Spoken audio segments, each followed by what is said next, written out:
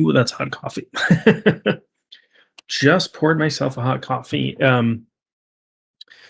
Good morning, good afternoon, good evening, depending on where you are today. I'm doing this. Wow, I'm getting feedback.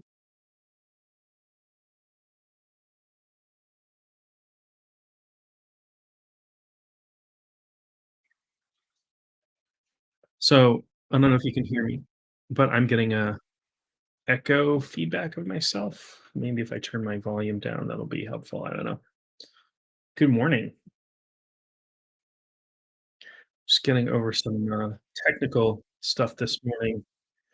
And I don't know if it's the streaming software that I'm using, but it's feeding my own voice back to me. So I turned my volume down. That I don't think that'll cause any problems. With you hearing me, and let me know if you. I mean, you can't hear me if you can't hear me, but I think you would probably let me know by now. So I unfortunately missed the last one of these I was going to do. A couple of changes. There's some change up to should be going out over Instagram as well. Um, and now I guess it goes out over X, the former Twitter, and I should be able to see comments from there. I know I can see comments from YouTube and I think from Facebook. So now I should be able to get comments from X as well. I don't know if anybody is watching on X. Okay, yeah, thank you. The audio sounds fine on your end. That's good. I just had to turn my speakers down so I wasn't getting an echo of my voice coming back through. Oh, and you know what that might be? Give me just 1 second here. Um, it might be that nope, but, maybe I was on my own Facebook page and hearing my voice come through. So, today's topic, we're gonna talk about abundance and manifestation. I'll talk about law of attraction. I'll talk about the shamanic perspective on abundance and manifestation. And one of the reasons I wanted to talk about abundance manifestation, other than it's a really cool topic to talk about, is that I'm working on a course right now. It should be done in the next few days. I'm just recording the last videos for it now. That'll be available. It's a pre-recorded course. It'll be available on abundance and manifestation, but using shamanic techniques. So the only restriction is that you would have to know how to journey already. If you don't, you could go, learn how to journey. You could take a weekend class or an online class or something, learn how to journey, and then take my course. I have yet to try to teach journeying through pre-recorded classes. I know there are other teachers who do. In fact, Senator Ingerton has a course right now on journeying that's pre-recorded, or semi-live or something like that. My personal feeling, having taught live classes and having taught one-on-one, is that um, there are going to be people who struggle that need individual attention that may not be able to get it from a pre-recorded class journeying. So I haven't done that yet. Will I in the future? I don't know. Maybe. So let's get into abundance and manifestation, and we'll talk about what those are, at least from my perspective. But as always, I'm open to comments that come up on the feed, and sometimes we get off on tangents. That's okay as well. If you're interested, I am drinking um, Green Mountain Coffee Roasters Nantucket Blend Coffee Black this morning. So manifestation. We'll start with manifestation. Manifestation is something that you do, right? And we are constantly manifesting, and I'll explain how that works. But when we think about manifesting from a spiritual perspective, we're thinking about using things like law of attraction or prayer or magic spells or what have you to try to affect change, the things that we want to happen in 3D reality, in this physical world. Um, I manifested this coffee this morning. I used physical techniques for that, but, I'm manifesting that it's delicious right now. Um, Abundance is something that you are abundant, or you have abundance. And so abundance is kind of like a natural state where things are provided for you or you're manifesting kind of naturally, and that's how I look at it. Um, I'll say this, I'll say that we are constantly manifesting. We manifest all the time. We're just not aware of it as such. So, for example, right now you're looking at me on your phone or on a computer screen, and um, it's just light waves hitting the back of your eyes. And in your consciousness arises the subjective experience of seeing and hearing me talk. Now, that consciousness, that subjective experience, is not happening in the brain. Parts of it are, parts of the coding and decoding and the information are happening in the brain, but the subjective experience of consciousness, and they have looked at this for decades, trying to find out how the brain produces consciousness. And what they've come down to is we don't know. We think it might be a quantum effect. And it's one of those times where they're throwing the word quantum out because they can't really understand it. Consciousness is the hard problem, one of the hardest problems to figure out scientifically. Um, and for those who are material realists, they want to believe that consciousness occurs in the brain, as opposed to it being, non-local or a spiritual thing or what have you. Um, but we know that consciousness is this big field. And Erwin Schrödinger, if you're familiar with Schrödinger's cat, the quantum physicist said the number of consciousnesses in the universe is one, right? That we're all extensions of the same consciousness. So I'll explain a model that will lead us into talking more about manifestation, how we manifest, how we're co-creating the universe with divinity. Okay, I'll use the word divinity. I think God the word God has a lot of baggage. The word spirit is not exactly clear, so I'll use the word divinity. But if you prefer the word God or the universe or the great creator or consciousness or Zeus or whatever, um, Emir or whatever creator God you want to tack onto that, whatever label is fine with me. But I'll use divinity because it's a little bit impersonal and uh, describes a quality more than sort of an individual, although divinity is an individual. So the model I like to use to describe how we are extensions of divinity, how we are avatars of divinity, is you can imagine that there's a singular consciousness in the universe, right? God or divinity or what have you. And one way to imagine that consciousness is as a beam of brilliant white light, a white light containing all the different colors of the spectrum, containing everything that could possibly exist. Okay. And I'm not alone in, many traditions describe divinity as being light. In Kabbalah, you have the Ein Sof, or the field of limitless light, which is, before all else, before anything manifests. So you're an infinite white light. Let's say you're divinity. You're an infinite white light, and you want to, for no other reason than you're just curious, or you want to play, or whatever your motivation is, you want to explore yourself. You want to know more about yourself. You want to discover your qualities. You want to, um, find out what's going on. Um, as an infinite beam of white light, you can't really do that, right? Imagine if you had one eye and you wanted to see that eye with your eye, right? So I only have a right eye. I want to see that eye with my eye. Well, I can't. I can't do that, right? I can put a mirror in front of it and I can see the reflection of my eye, but I can never look at my eye with my eye. Same thing. So we've got this beam of white light, and if you have empty space, right? Let's say a place in outer space, there's no dust, there's nothing, and you took the brightest light in the world, a laser beam or something, right, and shined it through that empty space, you would see nothing unless you were looking directly into the light.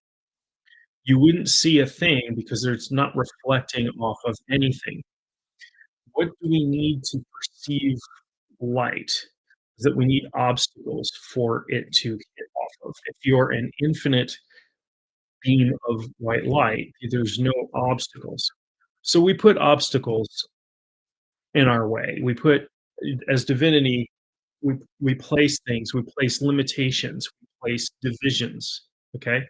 So I take that beam of white light and I put a prism in front of it, and that prism breaks the light into all of the different colors of the spectrum, the full spectrum, right? If I had a really good prism, and it would, shine it on a wall. I'll put an obstacle up and shine it on a wall, put a limitation there, and I'll see all of these different consciousnesses coming out of this one consciousness, but that seem very individuated, right? So I'll see a blue consciousness and a red consciousness and an orange and a green and a violet.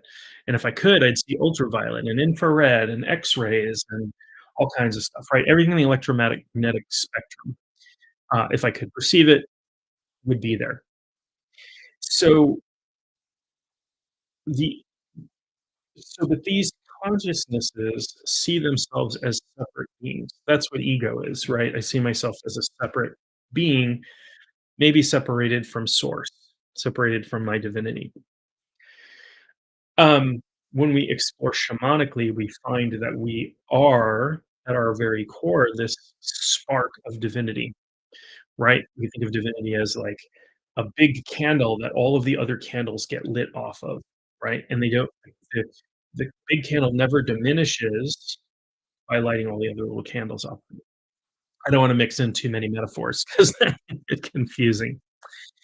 Um, so if we take this prism away, right? If we take the differentiation away, if we work to become non-dual consciousness, um, we re-merge with our divinity, right? But that's challenging work. That is, the entire focus of many forms of spirituality. Advaita is one of them. Vedanta, Advaita Vedanta is, complete non-dualistic spiritual practice, and there are shamanic practices that are that way as well. So if you take that division away, we re-merge with divinity. Um, but we don't disappear. We don't go away. We just re-identify with what we actually are at our core. If I were able to turn off the white light, this infinite white light, if it were possible to do so, if I still had this prism in place and had all of the spectrum, all of these different consciousnesses coming out at the other side, and I turn the white light off, all of these consciousnesses would go away, right? Because they are produced by the white light. They're produced by divinity. Um, Fortunately, divinity is infinite. It is outside of time and space and all of these things, so we don't have to worry about somebody turning off, accidentally flipping the light switch on divinity. As far as I know, that doesn't happen. But as extensions of that divinity, we rely on that white light to exist, and that white light separates itself by placing seeming obstacles in the way. One being a prism that just divides into billions and billions of consciousnesses, but knowing there's only one real, true root consciousness. My apologies if you hear my dog barking. Somebody's coming down the stairs. My dog. It's okay. Shh, it's okay. Um, my dog's a little protective. She's trying to bark. Okay. Hey, hey. My apologies if you're hearing her barking at the moment. Hey, hey. Yeah, it's okay. It's okay. Um, so there's one consciousness, right? There's one division of consciousness.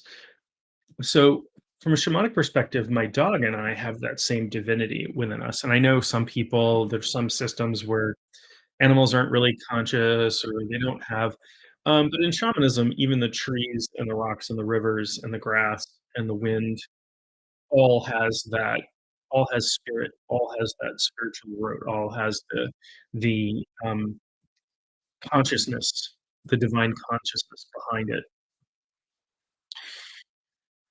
So how does that relate to manifestation? Well, I said, again, this 3D world that we live in is a projection of that divinity, right? Dividing itself out. And so we have access to that. We have access to our own divinity, and we become more like our divinity when we remove our obstacles, when we remove the obstacles to for spirit to come through us. In shamanism, we have a term that's called becoming the hollow bone. So if you think of a bone, right, and you took all the marrow out of the center of the bone, you would have this, hollow tube, right? And this is an old expression. It means we become a clear channel for spirit to work through us. So in healing practice, um, a shaman essentially tries to become the clear channel for spirit to come through and perform any spiritual healing. For manifestation, it'd be spirit to come through and alter physical reality, make changes in physical reality that are, hopefully what we want them to be. But we are all manifesting all the time. One of the issues with manifestation, with creating what we want as opposed to what we don't want, is that we have all of these blocks and filters in place.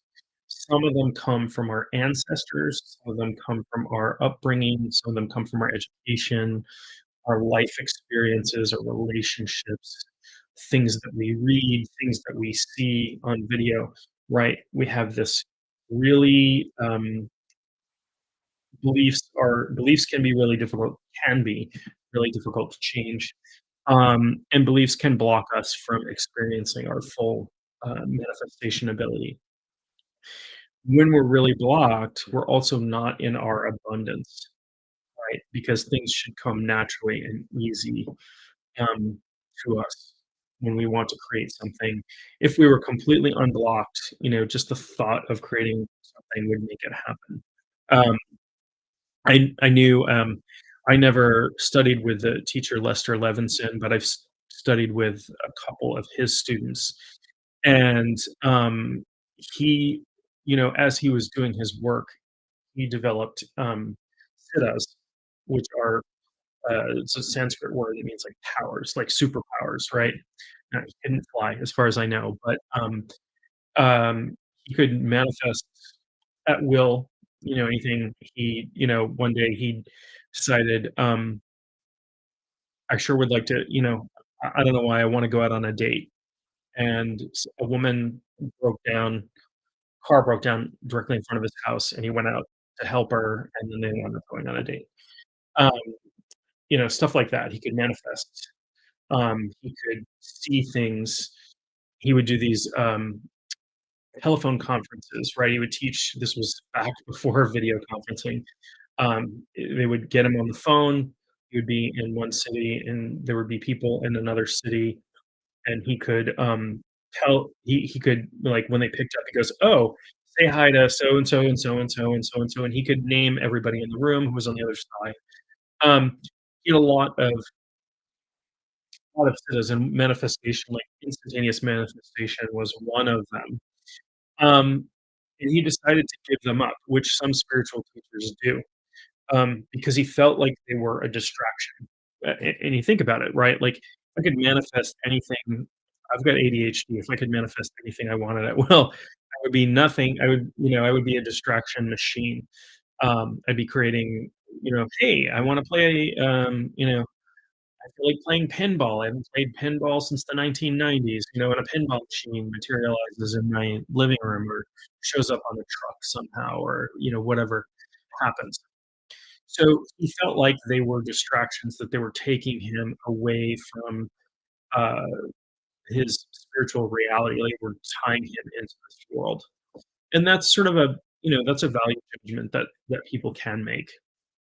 And either way is fine. I am not putting out any judgments here. If you wanna, manifest winning the lottery and it works for you, good, good power to you, good for you. Um, so a big part of manifestation through shamanism is becoming this hollow bone. Now there's a concept in shamanism, and probably in lots of other systems of, embodiment, right? Which, is when a practitioner becomes enspirited, meaning, I act in this physical world, but I'm acting while handing over part of my consciousness to, a spiritual being, hopefully, a helping spirit and not just any spiritual being. It's not like being possessed, it's very different than that, but, there are shamanic ways to sort of merge consciousnesses, and embody a spirit. You see this in a lot of ceremonial magic where people take on the roles of the gods and goddesses that they're working with, Egyptian or Greek or what have you, or, um, in ceremonial work where they're taking on, god postures. I'm thinking of, like, Thelema, they do, different faces of Ra depending on what time of day it is. So there's, like, Ra in the morning and Ra at noon, Ra at sunset, and Ra at midnight or something like that. And they take on the postures and they channel the spirit. In Norse shamanism, which I have some experience with and am in fact currently studying, um, I'm hoping to do high seat scythe at some point. Probably not on video, but live, maybe live events. I'll do. It's called high seat sather. I said scythe. Can be pronounced either way, scythe or sather, depending on what country you're from. But that is basically um, mediumistic. You can uh, there are different levels to that where you can speak on behalf of a god or goddess or other spirit, or you can allow them to take over your voice and speak through you, right? And then it becomes very shamanistic at that point. Um, and I'm hoping to do some of that work publicly at some point. I just don't know where or when. um, but I'll figure it out in the new year. I'll figure that out. Because it's very powerful. And part of it is that because the people who come to experience that, um, it's like going to a guru who gives Shaktipat, which is a transfer of their energy to the people in the room. Um, the the scythe mother, which is the word for a man who does Sather or Sage Mother. Um, and the term for women who do it are there's another term for women who just scythe kona, or vulva is another word. Vulva has been translated as witch, but I don't think it's a really great translation of that. And there's another word, Witki in Vitki in Old Norse as well, that is a male practitioner. So there's a bunch of different terms for it. Anyway, um, the spirit comes through and does a blessing for the people in the space. Besides giving information, which is part of it, right? You would have these vulvas, these women who would go around from house to house, and they would put on a feast, and then they would do this. What's called a high seat sather, and they would you know build a platform with a chair, and there's a staff, and they wear a hood, and they would sing or chant or whatever and become entranced and channel information from the gods. This was really, really common. It was outlawed during the Christian era, but very, very common during the pre-Christian era. And there were people who had, in some places, that were allowed to be. It was seen as a natural ability in some places, and they were allowed for a while after the Christianization of Scandinavia to continue that practice. And there are people who still practice today. And I'm learning. I've done a little bit, and I'm learning, and I hope to offer that as a thing sometime in the new year. Um, but it'll probably be live and in person rather than over video. Um, so just like that, that embodiment, that allowing spirit to work through the body. So one of the ways this was sort of explained to me, um, during my apprenticeship in shamanism was that, if you think about, playing baseball, right? And even if you don't really know the game of baseball, you should understand this metaphor. If I'm the pitcher, I'm standing on the mound, I have control over when and how I throw the ball. I have control over the pace of the game. That's what it's like being me in this body here and now. The helping spirits that I work with, they're sitting up in the stands, and they can see the entire field. They can see everything that's going on. They can see the person trying to steal second base. They can see the outfielders moving around. They can see the pitch is a very narrow point of view. And but the spirits who are sitting up in the stands can't pitch the ball or can't hit the ball, right? It's a physical action that they can't do. So it's kind of the same way with spirit, although there are certainly spirits that interact with the physical world. So it's not a complete, perfect metaphor in any way, shape, or form. But that's one way of viewing it. So being in a body is considered very special in shamanism. It's very lucky that you were born into a body. It's very lucky that you were born human. All of these things, and we think people should take advantage of that. Now, how do we manifest if spirits don't have a lot of, you know, um, ability to manipulate things physically? Well, I think they actually do, depending on the spirit. But what what we're manipulating when we do most magic or manifestation. And this was something that I've been saying for a long time, and then recently listened to something by Jason Miller, who's a teacher that I like a whole lot. And he said that kind of this exact same thing is that what we're manipulating is probability. On a quantum level, um, the universe exists as a set of probabilities, right? The probability that my coffee is still hot is pretty high, right? But it might not be. I might touch it and realize that it's gotten cold somehow. It's this big chaotic system, and there's lots of different probabilities, and some things are more probable than others. And what we're trying to do is to line things up, and I'll talk about alignment in a minute, and influence probabilities. Um, yeah, that's a good question. So in my course that I'm putting out on manifestation, you actually work with specific helping spirits on manifestation. So, but you find out who they are through journeying. You journey to find out who your helping spirit for manifestation abundance is. So it can be different, lots of different spirits. Some people work with angels, and some people work with gods and goddesses.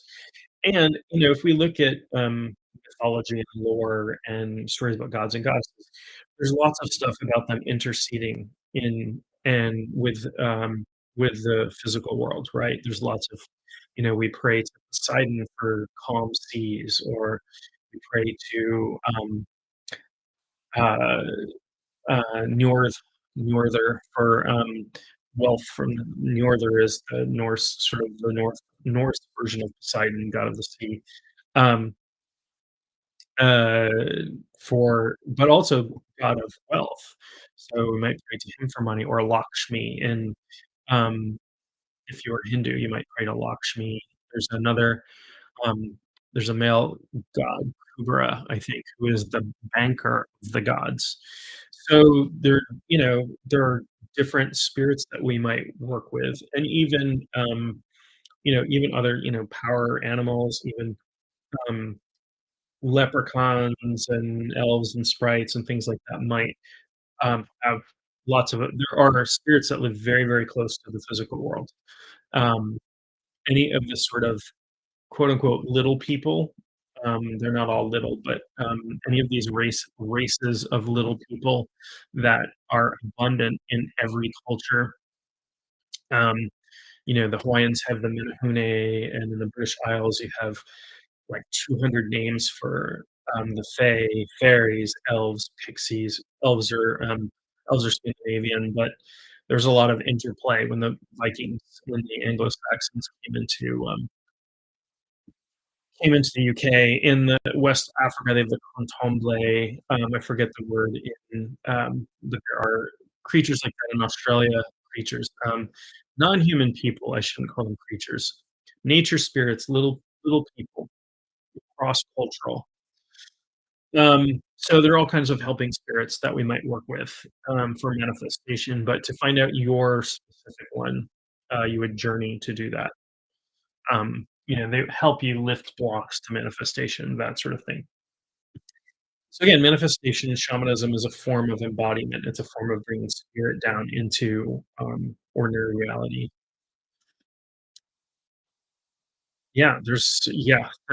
There are more types of spirits in the world than there certainly are types of people. So the variety of spirits that one might encounter is huge. Sometimes overwhelmed. They don't have names for all of the various spirits that I've encountered over the years. You know, and if I were to apply names, they'd be somewhat arbitrary anyway. But I've encountered all of the nature spirits and what people call the fae. And there are still people who what they call the fairy faith in the British Isles. There are still believers and then practitioners and things like that, and there are people who are trying to resurrect some of that old those old systems that got sort of crushed during the Christianization era. Um, Lots of shamanism involved there. Lots of shamanism involved with the Druids and different groups that came through. Certainly the Vikings. Uh, you know. Anyway, so yeah, there are lots of different spirits that you can work with for manifestation, but part of it is that and this is where abundance comes in, right? As opposed to manifestation, I want to manifest this thing. Abundance is my ability to say, "Oh, I want to manifest this thing," and it just happens more more effortlessly, right? If I'm naturally abundant, things kind of come into my life that are meant to be or should be or that I want. And we think of abundance as wealth sometimes, financial wealth, but it doesn't have to be. We could be abundant in our relationships. We can be abundant in our creativity. We can be abundant with I could be an abundant gardener. I am not. I'm a terrible gardener. Um, uh, we could be, abundant with all kinds of things, right? We could be abundant with our family. We could be abundant with, we could just be generally lucky, right? Um, Manifestation with healing. So, I'm not exactly sure what your question is. Maybe you can make that clear, but healing is a form of manifestation, right? So, when I work with clients, when I have healing sessions with clients, what I'm trying to do is help manifest the conditions, the spiritual conditions under which they heal. So if that makes sense, right? You could be an abundant healer, right? You could have an abundance of spiritual abilities. So there's all kinds of ways to be abundant. Um, and the way to become abundant shamanically is by becoming that hollow bone, by clearing your blockages to abundance, by clearing any blockages you have to manifestation. Now, what could those be? What kind of blockages do we have? If we are part of this divine being that's constantly, um oh, okay, I'm glad. Um, good, good. Yeah, so, I mean, I consider it me and other people might have different opinions. I consider healing a form of, manifestation, and really important, again, it goes back to this concept of becoming the hollow bone. I cannot be an effective healer if I'm not doing my own work and clearing my own blocks to allow spirit to work through me. When I'm seeing clients in a healing session, I'm not healing them. They're healing themselves with the assistance of my helping spirits. I am just the intermediary. I am just the person that brings the helping spirits in, that makes the connection, like a matchmaker, I guess, or something, I don't know, and, allows them to work for me, right? That's shamanism. That's shamanic healing. That's how shamanic healing works. There are lots of ceremonies that we do. We can remove things, we can put things in, we can do all this stuff. What we're doing is we're creating the conditions under which a person heals. I think all healing is self-healing ultimately. Um, so when we want to manifest something specific, I want, uh and by the way, the word want is not a really great word to use. The word want, the synonym for the word want is lack, right? And so it already sort of sets this neediness, this attachment in our mind. I want this. Instead, we want to use intention. I intend to manifest, or I intend to have, or I intend to be, or I intend to do X so that and then there's a method in the course that I have that's coming out. If you're a shamanic person and you're interested in learning more manifestation using shamanic techniques, there's a way that I walk you through to get actually to your core desire, right? Yeah, I want to win $1 million in the lottery, but why? Like, what does that mean for me? What is my spirit? How do I align that with my spirit, right? Is that I find out what core desire that serves that $1 million, right? Is it just that I think it's cool? Probably not. That's not a core desire. Your core, your core self, your spark of divinity doesn't care if you look cool. It doesn't care about being cool. That's why I'm so uncool when I come on here. I'm like, this is my spirit, my helping spirit, my soul doesn't I don't know that I could look cool if I wanted to, but definitely that wouldn't be in alignment with with my spirit trying to be cool while I sip my giant mug of coffee and my weird glasses and funny hair. Um,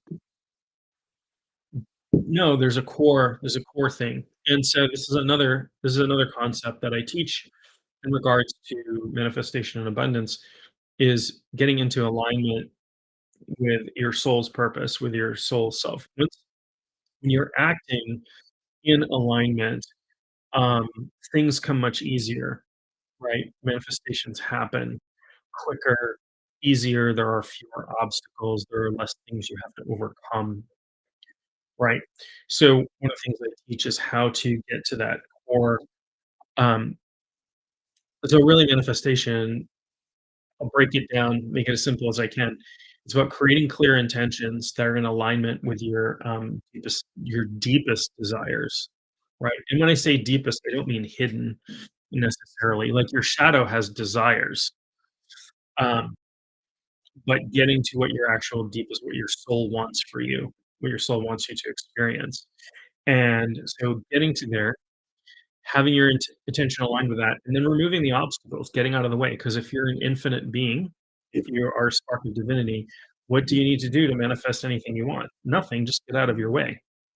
Just take the obstacles that have been placed in your path out of the way and allow it to happen, right? There's a lot of allowing there. You can manifest by struggling, right? You can try to control everything, work really hard, and put a lot of time in, and that'll work to an extent, but there are limits to that. Where, and this is a term I got from the spiritual teacher named Regan Hillier. Sorry, my dog is barking again. And she talks about surrendered manifestation, where you actually do exactly what I said. You get out of the way. You do what you're gonna do. You set your intention, make sure it's in alignment, and then you clear everything that's in the way, and you surrender to the process. Um, one of the things that I'll talk a little bit about is the specificity of what you want to manifest can make it more or less difficult. There's a sweet spot for specificity, right?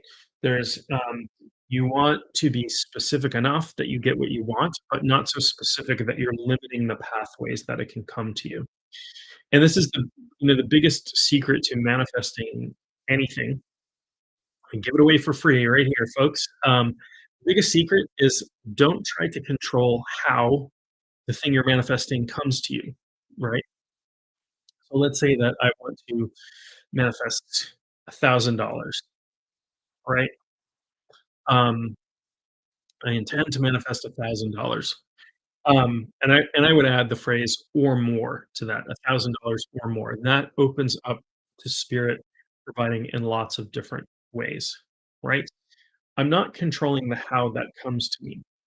I'm not saying I'm gonna manifest getting $1,000 by getting a bonus at my job, that by, my boss sees how good I work, by, and the more conditions I place on that, the more limited the options are. Spirit likes to have wiggle room, right?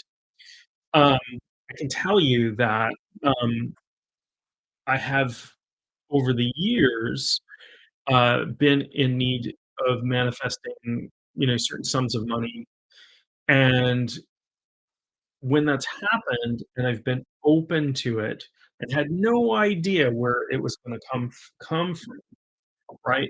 There were a couple times I got more than $5,000. One time I got more than $50,000. Came out of nowhere, right? I got a check from the government. I had overpaid taxes, right? I got, you know, my grandmother, before she passed away, decided to give some money to all of her grandsons, unbeknownst to me until it arrived, till a check showed up at the door, right? So not controlling the how allows spirit to work in whatever way it operates the best, which you won't know. You won't know how it is. Um, letting go of control.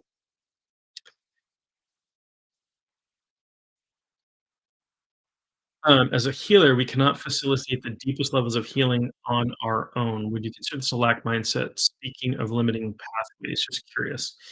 I don't know what they mean by that. Um, so as a healer, I mean, I'm a shamanic healer. I don't do anything alone, right? So I'm always working with spirit. So I don't consider myself um, facilitating deepest levels of healing on my own. If they mean it can't be done in a spiritual healing setting, then I think that is a lack. That is definitely a mindset of lack. Um, I personally have had profound healing from spiritual techniques, but always working with spirit.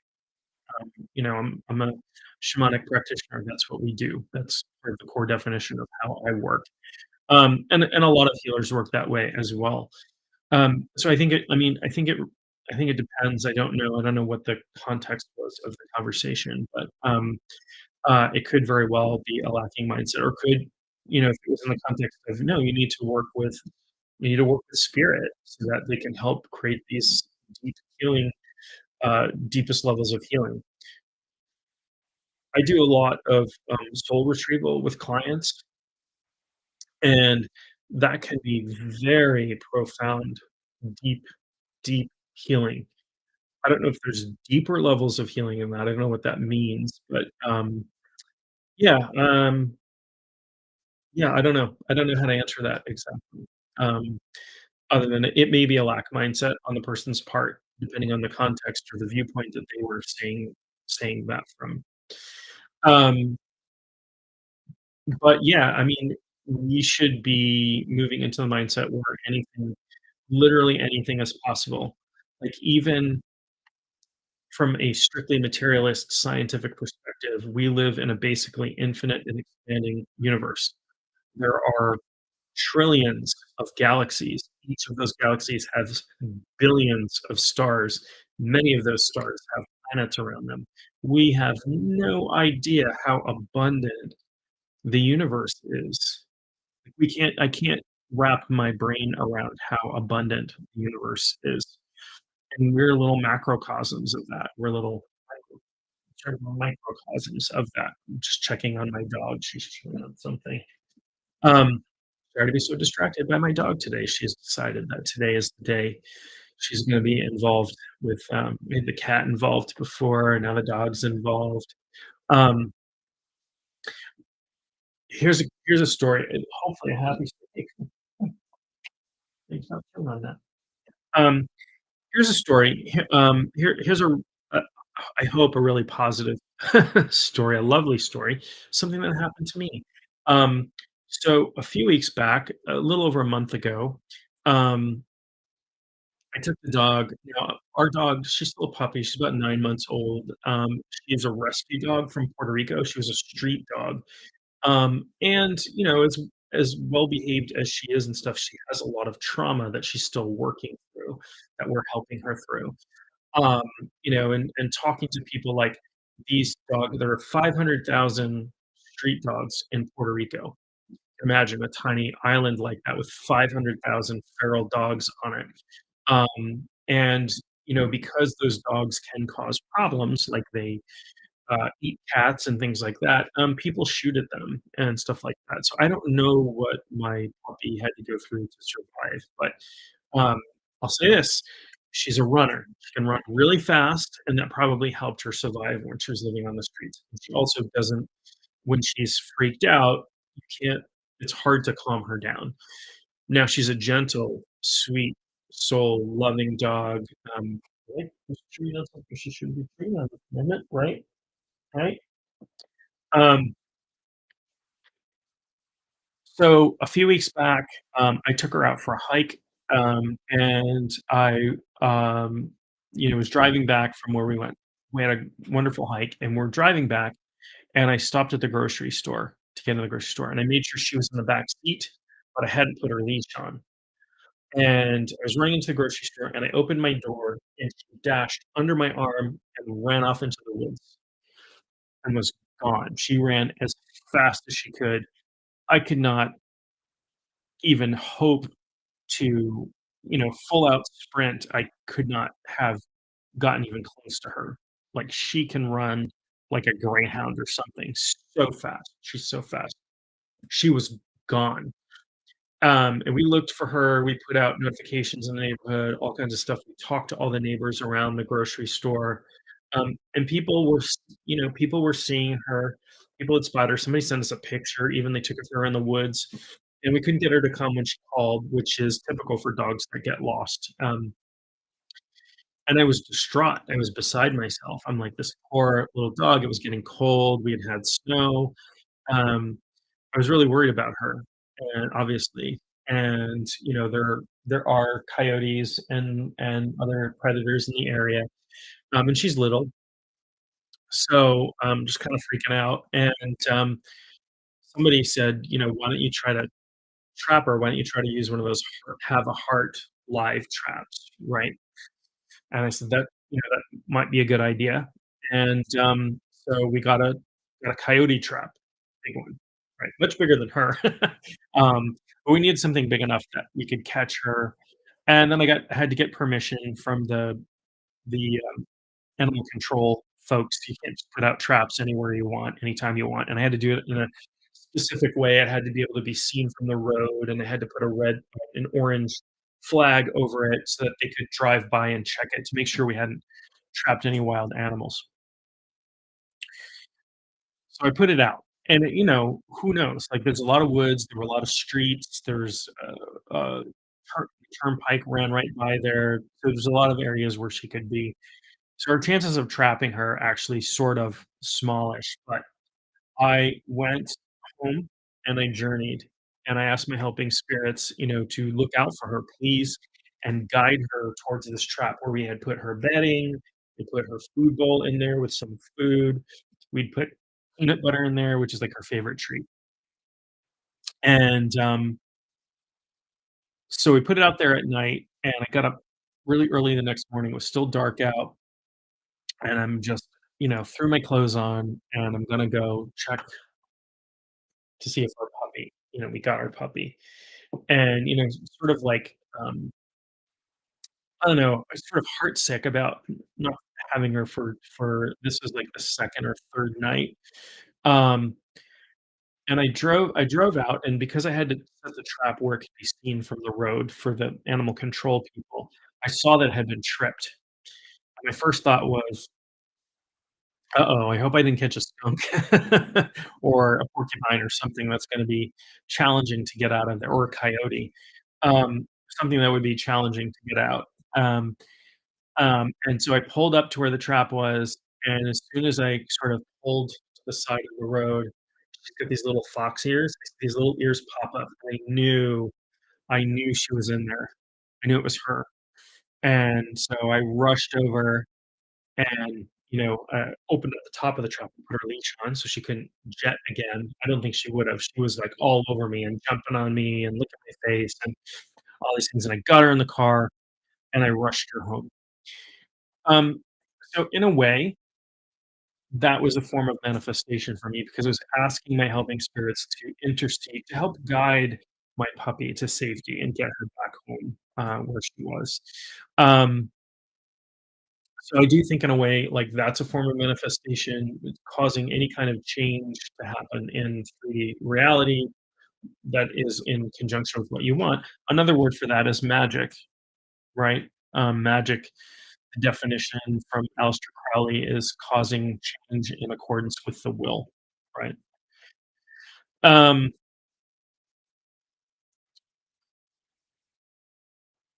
yeah, yeah. So, beliefs like "I can't" are one way of, that one of the obstacles that can get in our way. And beliefs are just things that beliefs are anything that we hold to be true. It's a belief, whether it is provably true or not. But what happens is we will act in accordance to our beliefs to the exclusion of contradictory evidence, for example, right? Like if I believe all people are evil and out to get me, I will behave in an untrusting way, even to people who are nice to me. I'll suspect them. I'll, worry about what they're doing when I'm not watching them and all of those things, right? So beliefs are a thing that can definitely get in our way. And I do work with, we do directly address a couple of different ways of working with beliefs in the course on abundance that we have coming out.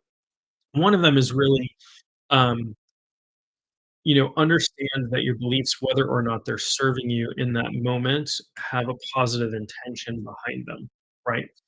So, maybe I've been disappointed a lot in my life, or I've had some big disappointments in my life with regards to, um, my love life or my job or whatever.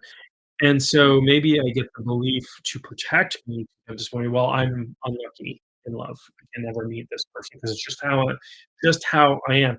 So that belief protects me from trying because it thinks that if I try and I'm disappointed again, I might not be able to take it, right? Um, so we have all kinds of little beliefs like that. We have little beliefs, we have big beliefs about how the world works, right? Some of that is some of that's created through our experience, some of that's created through our education, our family, our, um, our exposure to media, right? The famous story of, it was believed for a long time that human beings were physically incapable of running a 4-minute mile, right? Or breaking a 4-minute mile. Like, scientists came out and said, physically impossible. And so nobody ever did. And then one guy did, right? One guy broke a 4-minute mile. And after that, everybody did it, right? Because they believed it was possible. And so I like to believe if somebody has done something once that has proven that it's possible, and I've seen some pretty miraculous things happen. I've seen people be able to accomplish some pretty amazing things, which must mean that it's possible. If it were impossible, it never would happen, right? I also believe that things we've never like, there are first times for everything. So we can have beliefs that support us, and we can have beliefs that don't support us. Um, and really, the world is kind of what we make of it, and that's an important important idea as well. I believe that I haven't had enough coffee yet to be speaking clearly. It's just my second cup. I only do usually two cups a day. 3 is maximum. Um, but this is my second cup. I had my first one at 5:30 this morning. So, anyway, I'm gonna wrap up in just a couple minutes. If anybody has any, uh, oh, let's see, what are we comments here? Let's address this.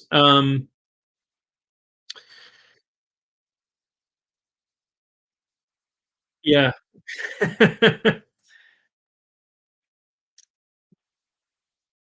Yeah. So, yeah, listen to yourself. Listen to your beliefs. Don't let people tell you can't. The other thing that happens is people. There are people out there who will try to hold you back, and it's not out of malicious intent. There are a few reasons for this, and it's important to recognize this. One is some people are uncomfortable with seeing others get ahead of them because they have this self-esteem issue where if this person can do something I can't do, or if this person, succeeds where I haven't succeeded, then that makes me a lesser person or something like that, right? That's an unconscious belief that comes out of the shadow, and so they're like, "Oh, you don't wanna do that? You can't do that. That won't work for you." Um, and I have a little bit of oppositional defiance disorder where if somebody tells me I can't do something, I'm gonna go do it. Um, like, if you tell me don't do something or I can't do something, um,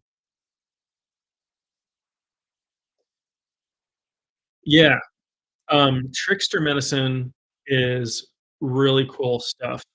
That's a whole topic for another day, but, uh, tricksters, if people are unfamiliar, trickster spirits show up in a lot of different cultures, right? And they are, as the name implies, they're tricksters.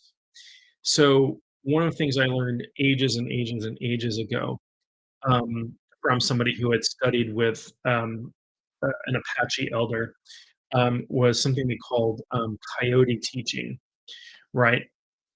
Coyote is in that culture is a trickster animal, trickster spirit. In some places in Europe, foxes are tricksters. In some places, uh, ravens are tricksters.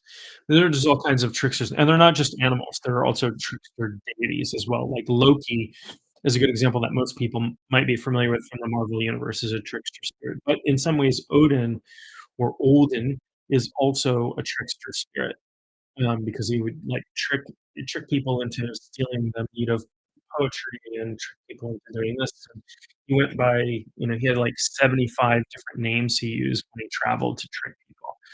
Um, anyway, so coyote teaching was about teaching people stuff that you were not telling them what they were being taught.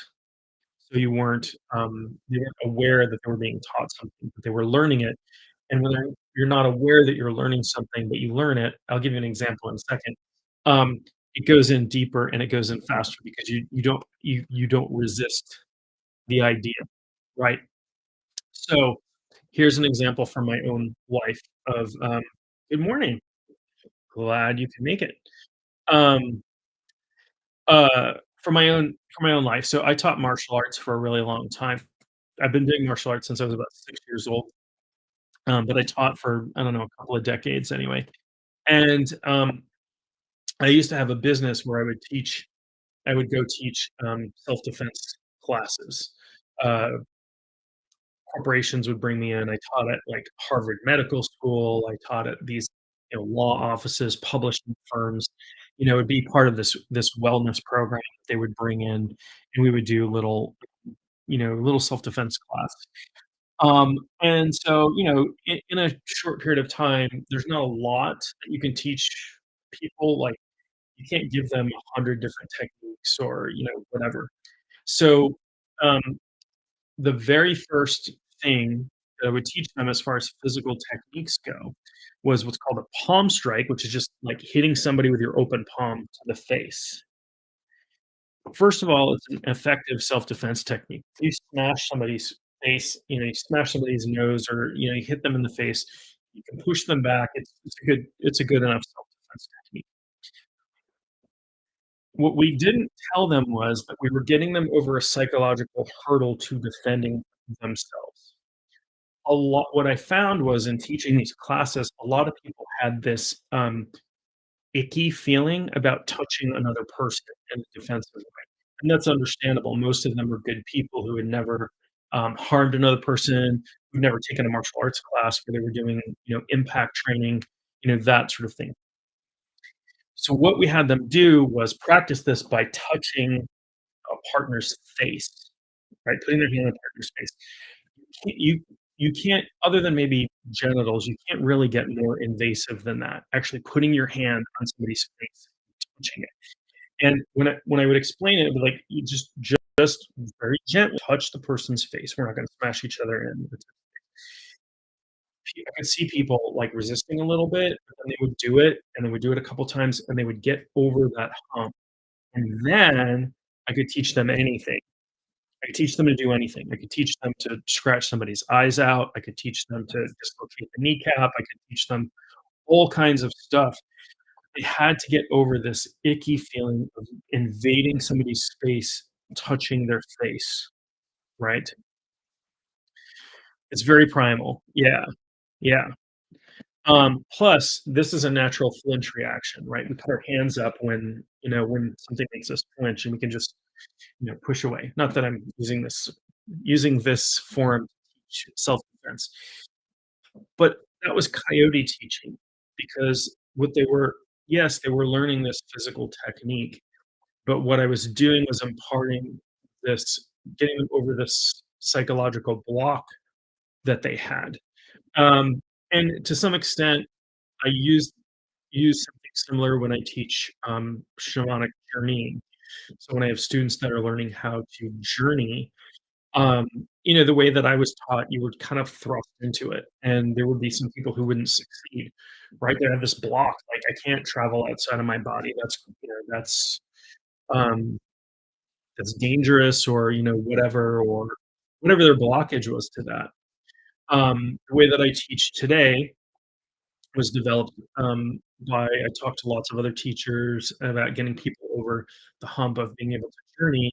The way that I teach today is much more gentle, and it's this sort of step by step, and people are journeying kind of before they know it. Not really before they know it, but sort of like, "Hey, you're already there, the next step is you're just going into journey. You've already done all of the steps leading up to that."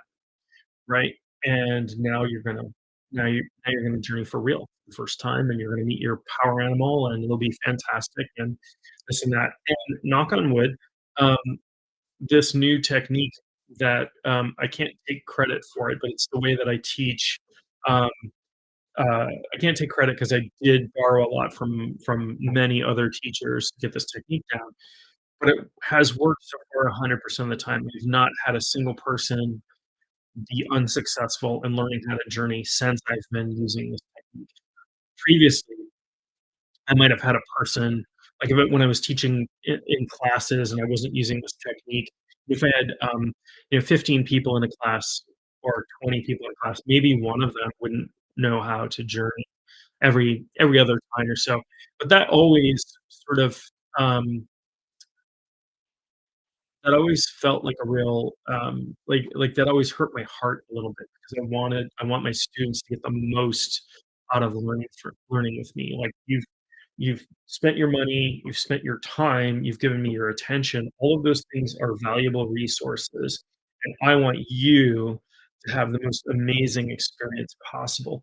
Plus, I get a little bit of an ego boost when people come to me and say that they are that they're doing really well with it. Not, it doesn't necessarily have anything to do with me, but it feels really good. Like, it feels good. It feels like I made a difference in that person's life. And if you don't know how to journey, get with a teacher, and if you're interested in shamanism at all, get with a teacher and learn how to journey. It is a tool that will serve you many, many lifetimes. You will never run out of things to use it for. It's like the Swiss Army knife of spiritual tools. You can literally do anything with journeying, um, from healing, manifesting, divination, um, reading omens, you know, finding out I guess finding things out is, huge category of divination, but, going very deep spiritually. The next course that I'm working on, and I don't want this to become just a huge, like, sales pitch for courses I have coming out, but I do have, the first course I have coming out, very soon in the next few days, I think, will be a shamanic abundance and manifestation course, video course. And then the next one I have coming out will be on, shamanic gnosis, how to use shamanism as for spiritual depth and spiritual understanding and recognizing your divinity.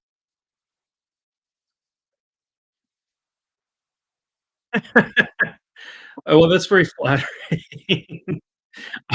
Thank you. Yeah, but I mean, I'm, certainly not the only person out there that would say the same thing. So, yeah, thank you. I appreciate you as well. Um, yeah. So this happened to me as a child.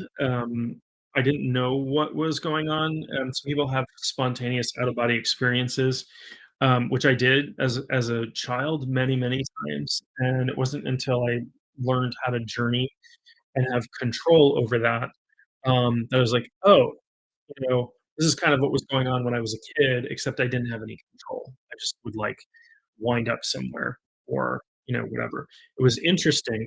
It's funny, like, my my teacher, she's like, "Yeah, people ask me about astral projection, astral travel." She goes, "I tried it. It just like, I don't see the point. Like, once you know how to journey, you have complete control over, leaving your body and going anywhere you want and seeing anything that you can see.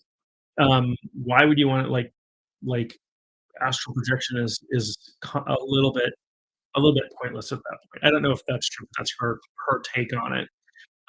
But yeah, I had, a lot of spontaneous out of body experiences as a child. I had pretty significant childhood trauma, and which is what led me to study shamanism, and, it creates dissociative conditions that are right for journeying. That's why a lot of shamans come from a traumatic background or have to go through shamanic crisis before they do it. Um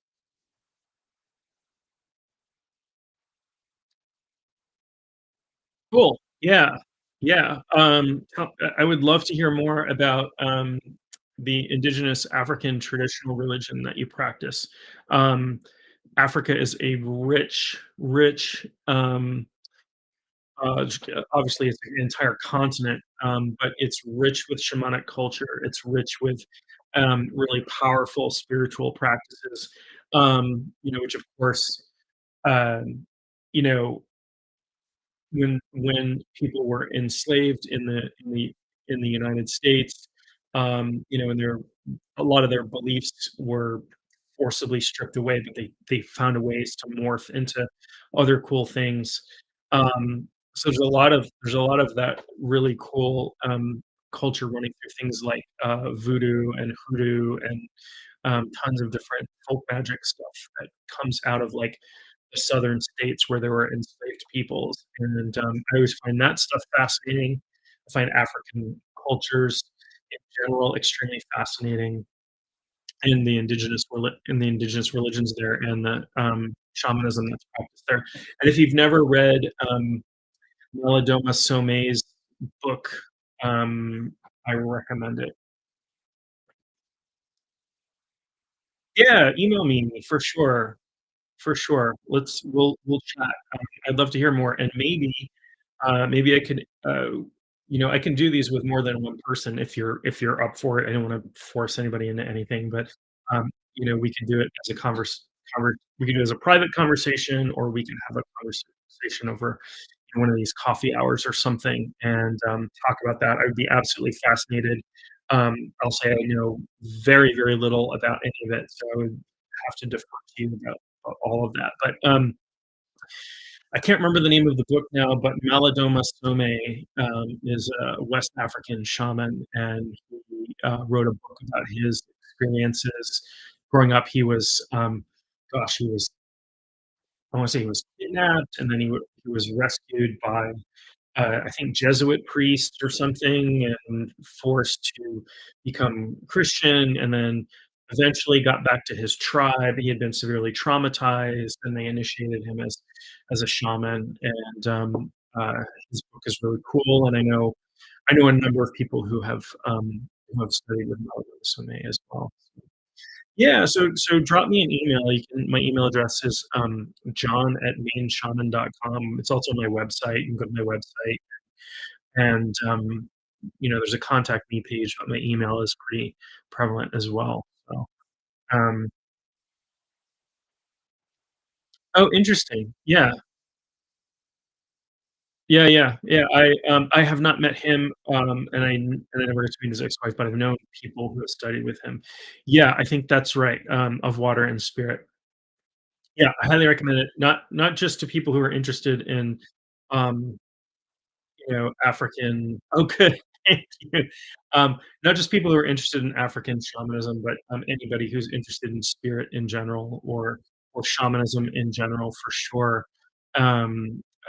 His book is fascinating and a really, really good read. It's a pretty quick read. I don't think it's a very thick book, but what a great story, and a really great read. And I always love to be exposed to cultures that I am not a part of. We can learn so much, and just be open to the fact that every culture, no matter where you came from, no matter what continent, country, family background, whatever, you come from a long line of survivors, right? Who had to work with the spirit world, manifest, bringing it back around, I promise, to manifest abundance in the physical world. If they couldn't, they would have starved to death, or they would not have been able to find, the right places to take shelter, or that sort of thing. This is why shamans have been critical in every culture, um, in every culture for almost ever, So, yeah, yeah, I definitely look forward to speaking to you more about this. I'm sure I can learn, so much from you, and, l take that as well, like, I'm a lifelong learner. I will never stop learning about shamanism and about spirit and that sort of thing. I will never think I've reached the end, and that's one of the things that I think is really beautiful, about the world in general, but about shamanism and spirituality as well, is there's no end to it.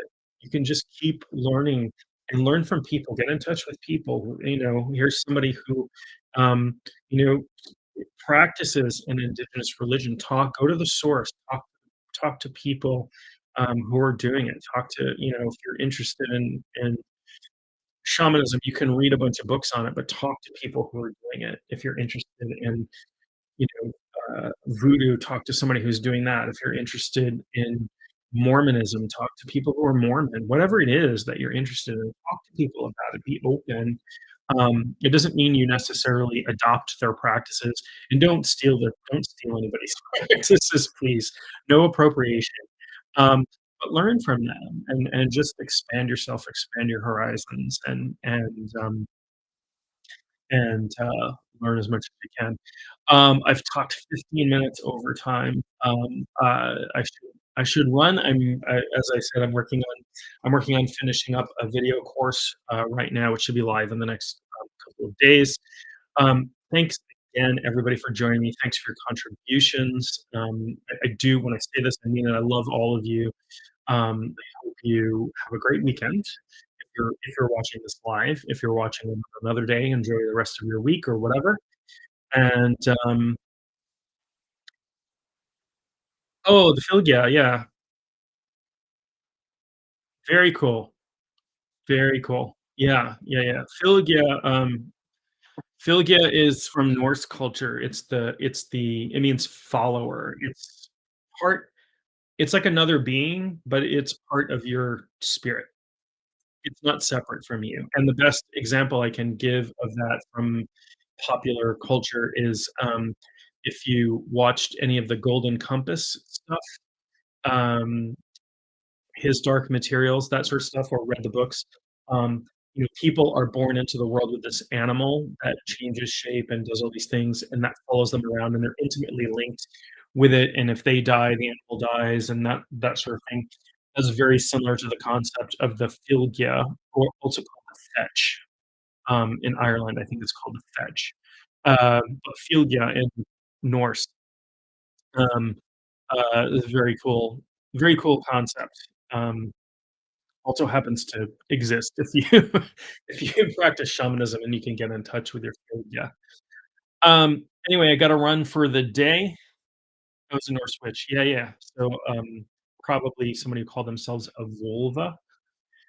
Yeah, definitely. Get in touch and send it to me. I'm studying, I studied Scandinavian folk magic for a year, and I'm in a 9-month program right now studying, Norse shamanism, Scyther, so, do work with the fetch, um, and the Megan, which is the power, and, the Norse model of the soul. I'll do a whole talk on that at some point. It is very complex, much more complex than um, many views on it. It's kind of similar to the Egyptian, model, the many part model of the soul. You have the Ka and the Ba and the this and the that.